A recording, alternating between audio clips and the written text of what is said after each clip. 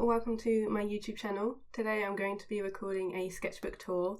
So I recorded the first half of this sketchbook flip through a couple of months ago, so I will link that up in the cards and down below if you'd like to see the first half. I've got a whole playlist full of sketchbook tours on my channel, and I tend to do it in two, so the front half and the back half, simply because I like to chat and these Royal Talens sketchbooks do hold a lot. There's a lot of pages in here. So this is my go-to sketchbook, especially for my daily art challenge. These are the sketchbooks I prefer to work in, which are the Royal Talens 13 by 21 centimeter sketchbooks. So they are a little bit less wide than A5. And I think I'm working my way to have the full set of colours in my collection now. So in the last sketchbook tour, we left off from this spread. And this was at the end of December, so this was actually for a Patreon live stream that I did to celebrate the end of the year, and we decided to do some global views around the world. I think this was in Hawaii. I'm not sure where this one is, but obviously Hawaii's winter is very different to the Northern Hemisphere, and these were done on timers with gouache. And then I finished it off with my usual Neo colours and coloured pencils. And for this one, I really like the effect I did when I splattered on the white gouache on top. I think that obviously does make it look like snow, and I think the thing with like time sketches and being in a Patreon group with lots of lovely creatives who are very encouraging, it actually encourages me to take a few more risks, and I'm not sure I would have tried that if I was on my own. I remember doing this one in that in-between phase of Christmas and New Year. I just received some Stabilo woody pencils for Christmas and I wanted to test them out. I've just done a video all about Stabilo woodies, so again I'll link that up in the cards if you'd like to learn more about them. But I really was pleased with this one. It's not just Stabilo woodies here, this also includes Neo colours, a lot of the Derwent Inktense pencils and some soft pastels as well.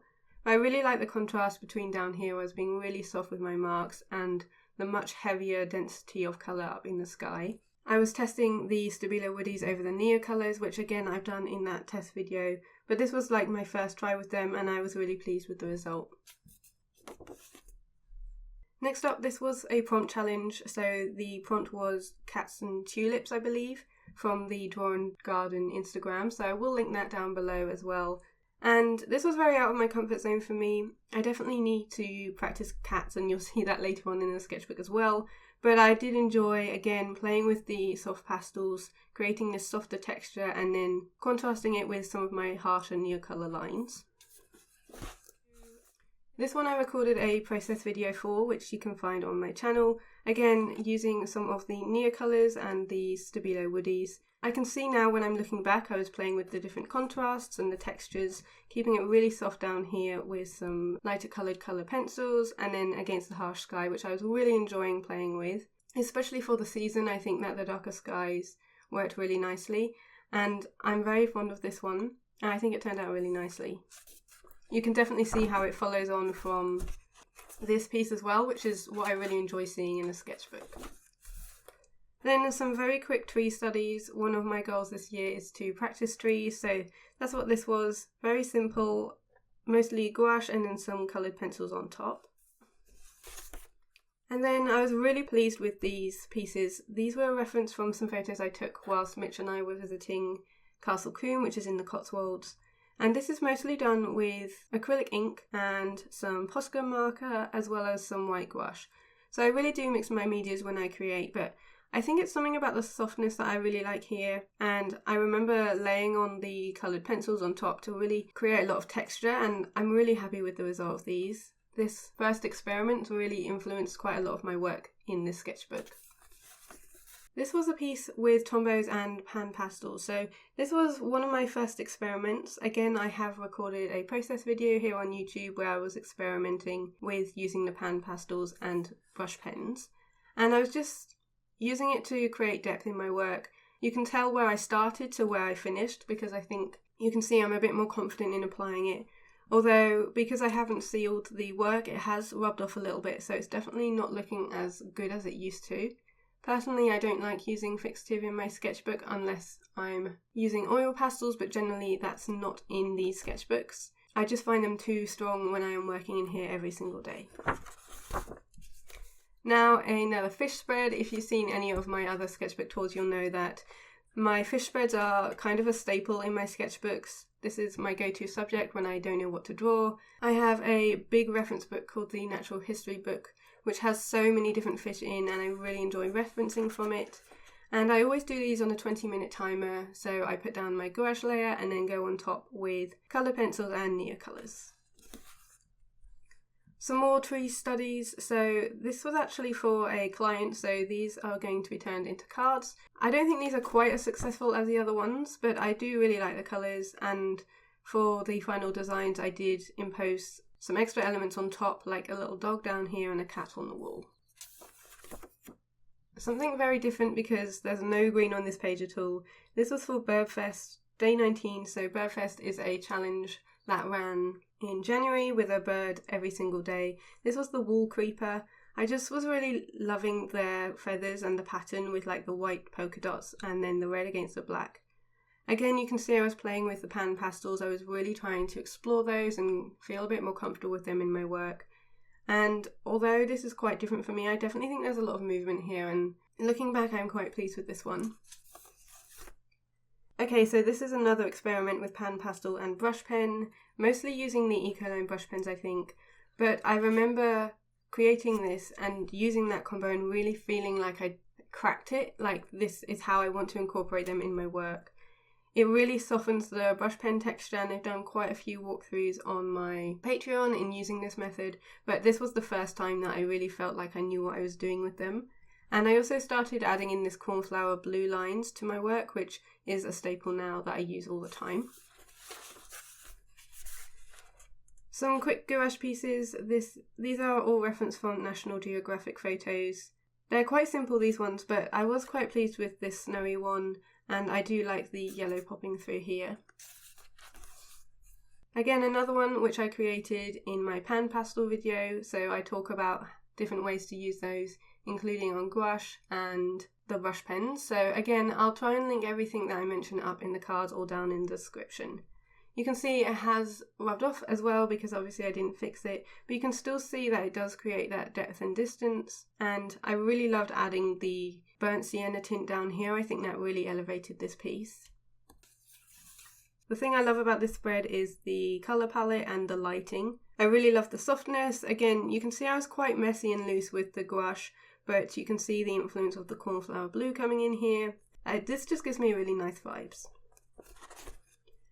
Another one where I was playing with those darker skies. I don't think this one was as successful, but it was still fun to create. I really enjoyed making all these patterns in the sky. And I think that the reflection down here was definitely made this image what it was. If it was just all green, I don't think it would be quite as good.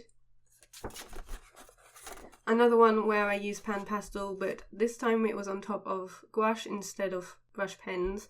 This was when I realised I need to practice my cows because they look like sheep.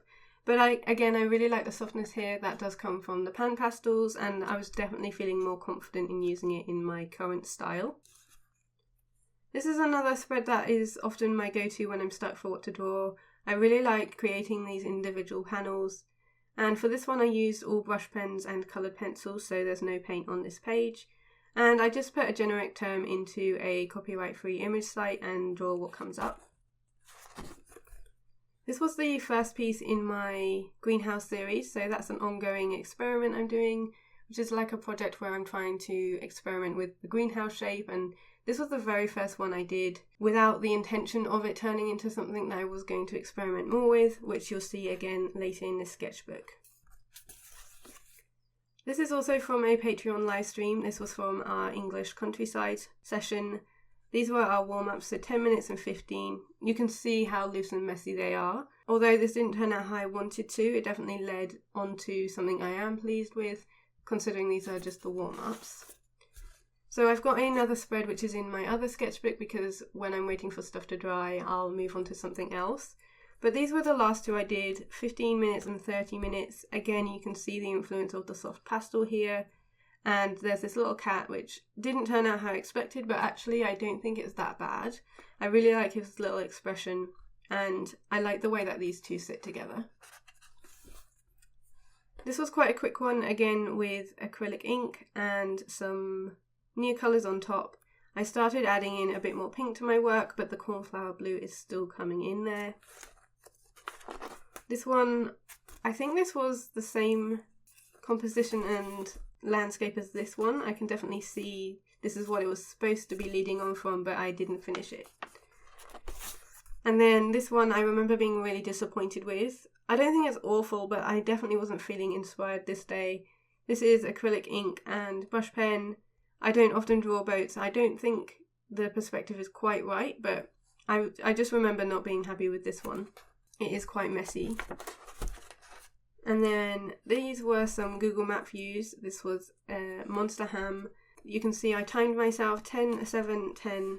I think this one was 10 too. This is all gouache and then coloured pencil on top. I really enjoy putting these little colour swatches in. I definitely feel like this is quite messy for me, and I feel like I can see that I wasn't super inspired at this point.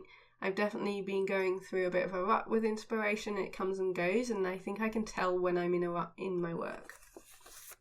This was a walkthrough which I created on Patreon, where I was really talking through and teaching how I use the pan pastel and brush pen technique. I really love this one. I'm happy with the yellow I've added here and the pink line work. Again, you can see the cornflower blue, which kind of feels like it's becoming my style now. And I just really love the softness here, and I really like all the colours, considering it was a very green landscape. Okay, so here you can see some of the greenhouse experiments. This was using masking fluid, so I bought some masking fluid after not using it for many, many years, and using it with different mediums. So these two were acrylic ink, and I think there's some gouache here, coloured pencil and Neocolor, and soft pastel. Just seeing how it was working with those different mediums, but it was all pretty successful, and it led to some further work. This one is very different to all the others, but I have a real softness for this one. Really like the texture. It doesn't feel quite me, but I definitely had a lot of fun experimenting. Obviously these lines aren't usual to my work, and I did try rubbing out and erasing some of the pastel to create this sort of negative shape effect. And this was just full of experiments for me, and I really like it. Although it doesn't feel very me, I remember just having a lot of fun playing with my mediums. Okay, another fish spread. As I say, this is a go-to when I'm stuck for what to draw. I don't have much to say about them, they are just fish, but they always seem to be well received. Some 10-minute timed panels on Google Maps. These are pretty loose for me. There's definitely a lot of movement here in the sky from where I was trying to be quick. But again, you can see the influence of the yellow, pink and blue in my work, and I think this one is the strongest. I can see I've warmed up from these two to end on one that I think is slightly better. This one was done on my YouTube live stream to celebrate reaching 30k on Instagram. I will link that up in the cards as well if you'd like to watch it.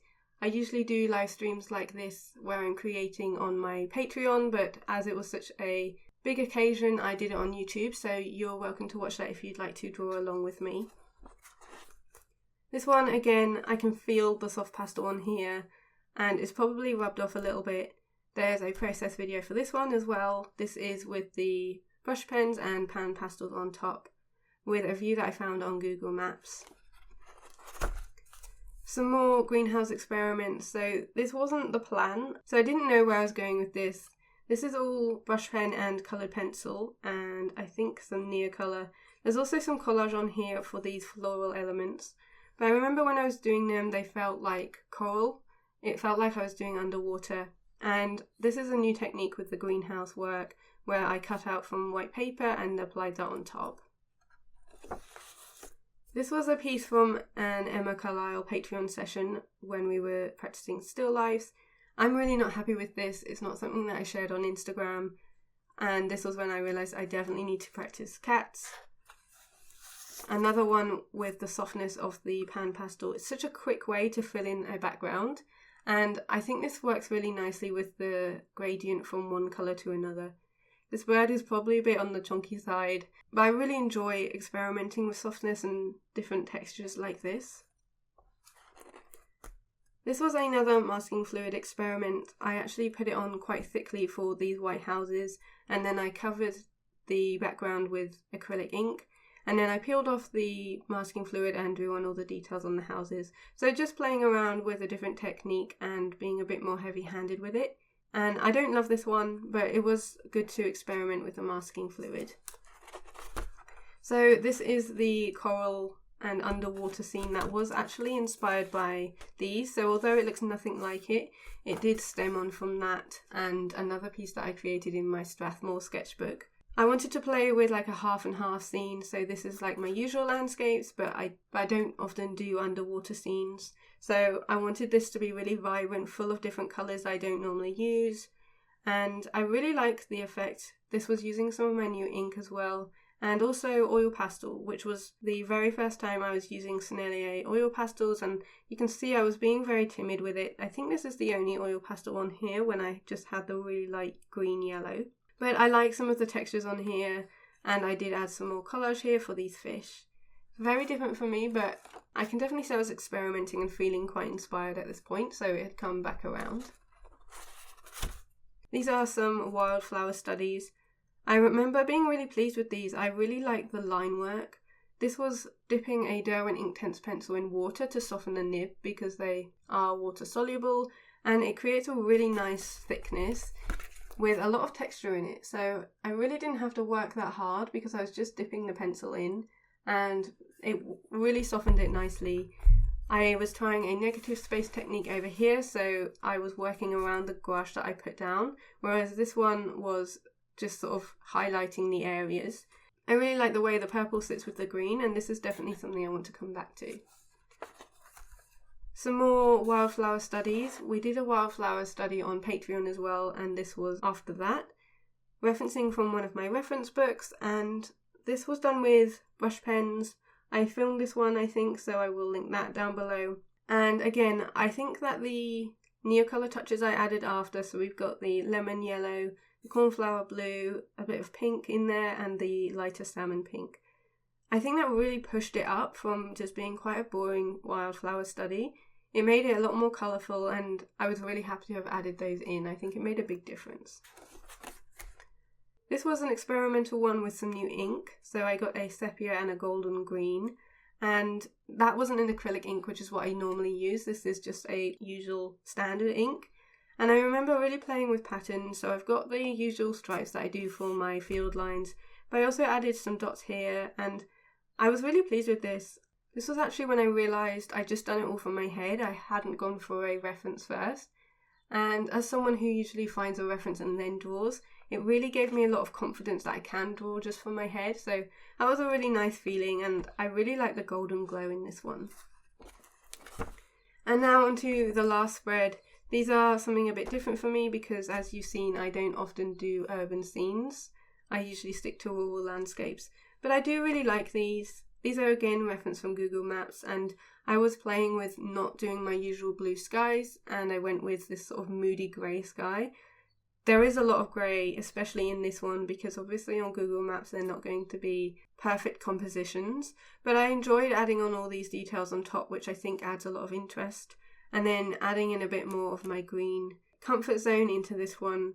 But I love the little cars, they're very wonky, but there's a lot of details that I do like in these, and it was good to push out a little bit, and definitely something I want to continue doing this year. So this is the last spread. This was on the 22nd of March, so I have moved into my next sketchbook. I usually just put swatches here, and these are some of the Ecoline brush pens. So that's the full sketchbook. Like I said, I will link up in the cards and down below if you'd like to see the full sketchbook tours and every single one I've got on my channel. But I hope you enjoyed it and found it inspiring. Hopefully there's some ideas there for you to fill your own sketchbook, and I always find it good to look back through to get my own ideas as well. Thank you so much for watching, and I will see you next Sunday with a new YouTube video. See you later!